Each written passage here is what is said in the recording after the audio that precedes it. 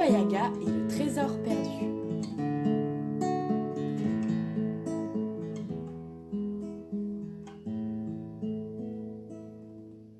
Chapitre 9.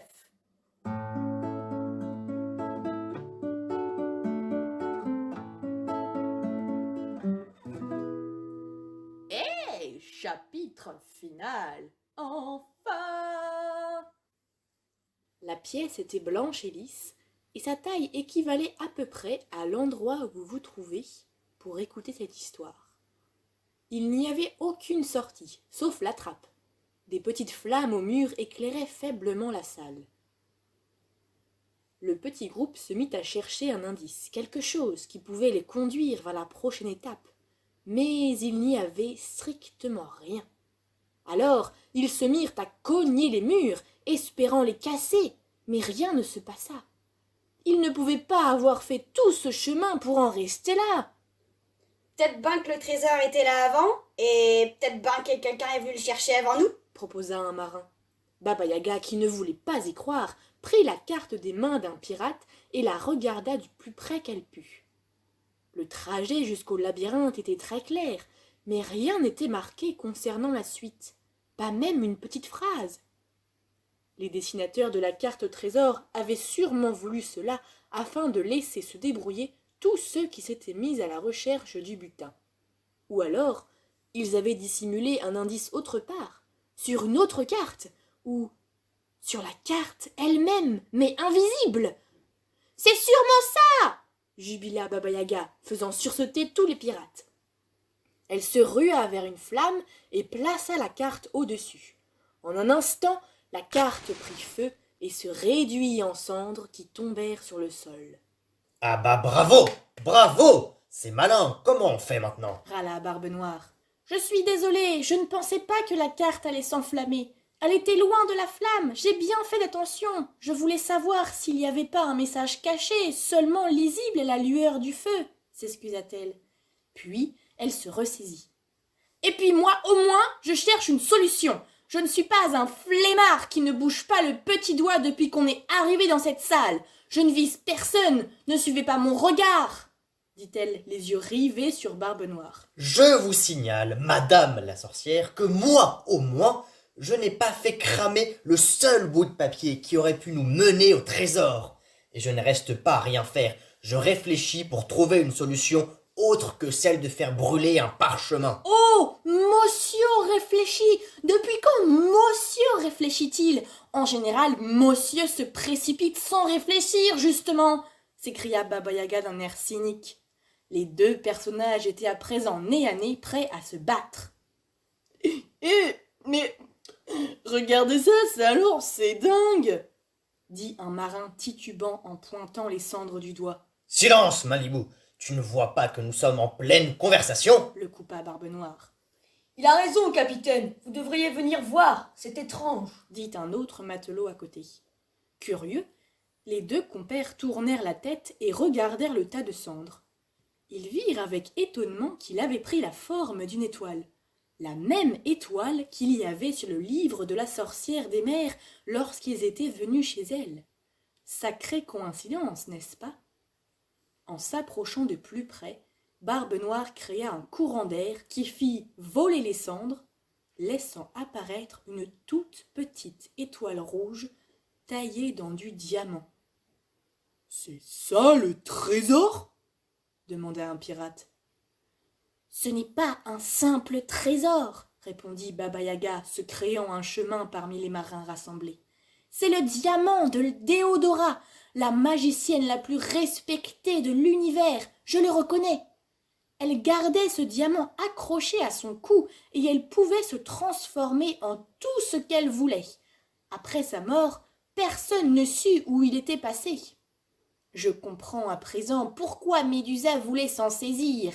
Un pouvoir comme celui-ci est très puissant et entre de mauvaises mains, il peut devenir très dangereux. » Ah bah franchement, merci, hein. On a risqué notre peau pour venir jusqu'ici, et tout ce qu'on récolte, c'est ce diamant. Génial.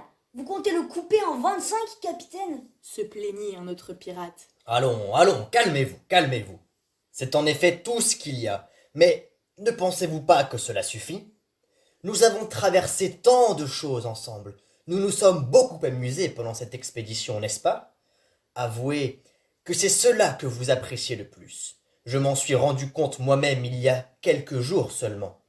Je pensais ne vivre que pour l'or, mais finalement, ce qui me fait vivre chaque jour, c'est l'aventure, la mer, mon navire et mon équipage. Je n'ai que faire des pièces d'or. Nous en avons suffisamment. Reprenons la mer. Partons à la recherche d'autres trésors. Vivons d'autres odyssées. Cette quête s'arrête là. Nous en aurons un beau souvenir. Sachez que personne d'autre que nous ne s'était aventuré jusque-là. Nous sommes très forts. Bon, d'accord, la sorcière des mers a un peu aidé, mais nous l'avons battue et arrêtée à temps, et ensemble. Puis, se tournant vers Baba Yaga, il ajouta. Nous ne voulons pas de ce diamant magique. Premièrement, parce que nous ne saurions pas l'utiliser, mais aussi parce que les pouvoirs magiques ne nous intéressent pas.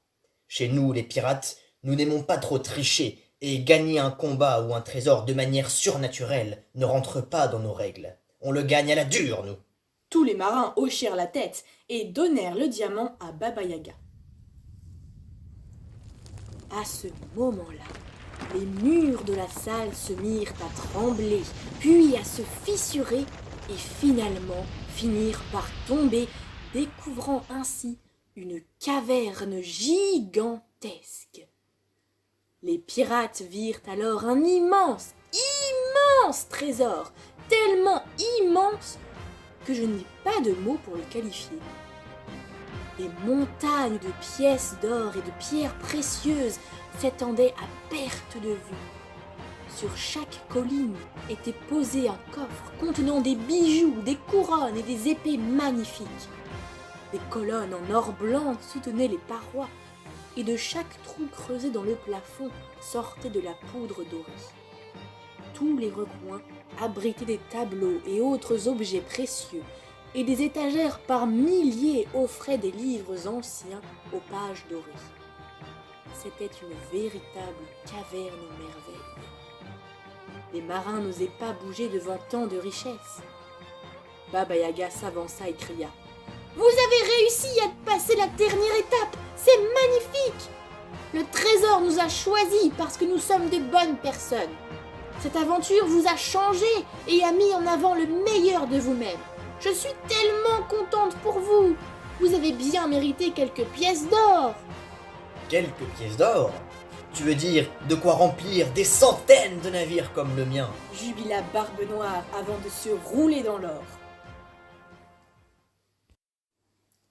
Après s'être amusés à jouer à cache-cache dans la caverne et après quelques batailles de pièces d'or, les pirates prirent tout ce qu'ils purent porter et repartirent en direction du bateau. Ils retraversèrent le labyrinthe qui, comme par magie, était beaucoup moins compliqué, sortirent par le roc rouge et passèrent sans problème la forêt noire. Ils remplirent le navire entier de richesses et promirent d'en distribuer à tous ceux qui en auraient besoin. Médusa était toujours ligotée, retenue par le sortilège de Baba Yaga. Tout le monde semblait l'avoir oubliée. Avant de partir pour de bon, les marins la prirent et l'attachèrent à l'avant du bateau en guise de punition. Grâce à une formule magique, elle ne pouvait pas se défaire de ses liens tant que le capitaine Barbe Noire ne l'avait pas décidé.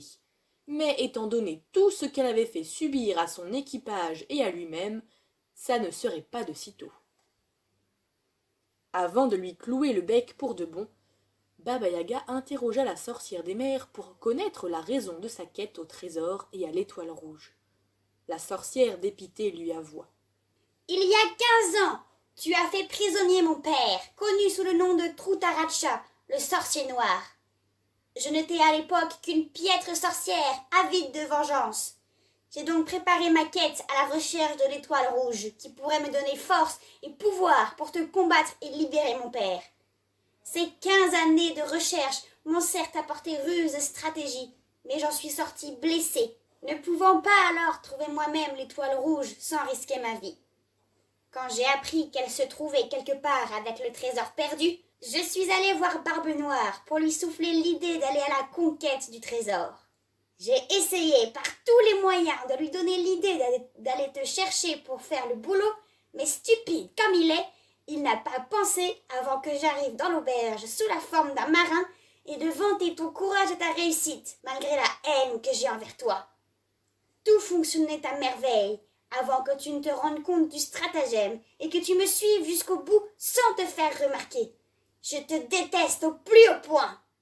Puis elle enchaîna quelques insultes avant que Baba Yaga ne la fasse taire.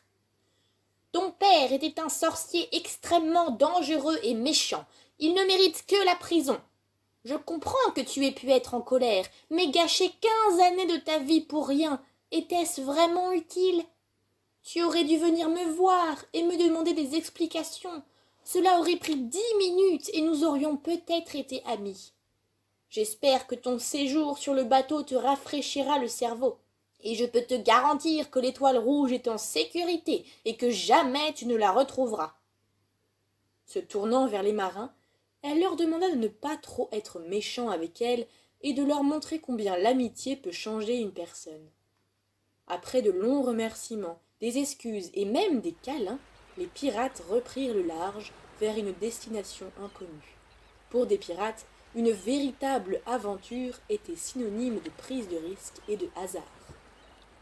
Baba Yaga décida de rester un peu plus longtemps sur l'île afin de remettre tout en ordre, notamment la voix sonore qui commençait à être rouillée puisqu'on pouvait entendre.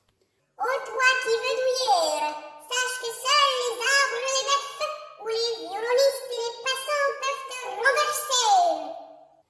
Elle alla refermer le labyrinthe et répara tout ce qui avait été endommagé par la sorcière des mers. Elle fit apparaître un petit coffret pour y poser l'étoile rouge. Elle scella la boîte et l'enchanta pour que seuls des magiciens ou sorcières avec de bonnes intentions puissent l'ouvrir. Puis la lança dans la caverne au milieu des pièces d'or. Elle avait décidé en effet de ne pas prendre avec elle ce précieux diamant qui aurait pu faire d'elle une sorcière encore plus puissante. Baba Yaga était une sorcière qui ne voulait pas plus que ce qu'elle avait déjà.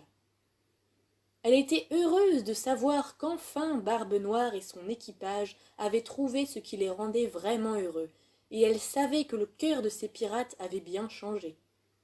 Grâce à ce qu'ils avaient vécu, ils étaient devenus généreux et courageux. Ils avaient redécouvert l'amitié. C'était tout ce dont ils avaient besoin pour mériter le trésor, et c'est pourquoi le trésor avait accepté de s'ouvrir à eux. Une fois que le magnifique navire eut disparu de l'horizon, la petite sorcière fit apparaître sa moto volante d'un coup de baguette magique. Elle l'enfourcha et rentra chez elle dans sa belle forêt de brocéliande, ravie d'avoir vécu une quête aussi extraordinaire et de s'être fait de nouveaux amis.